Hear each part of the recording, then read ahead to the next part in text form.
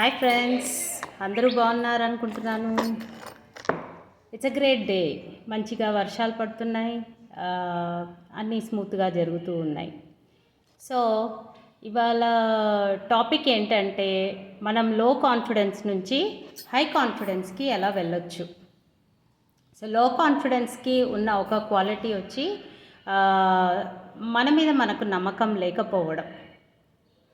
మనని మనం ఎప్పుడైతే నమ్మమో అప్పుడు కాన్ఫిడెన్స్ అనేది తగ్గిపోతుంది. నేను చెయ్యలేను, నా వల్ల కాదు, ఇది నా అబిలిటీకి సంబంధించింది కాదు, నాకు ఈ స్కిల్ లేదు అనుకుంటూ మనని మనము నమ్మకపోతే ఇంకెవరు నమ్ముతారు, ఇంకెలా పని చేసుకుంటాం. సో అలాంటప్పుడు ఏం చేయాలి?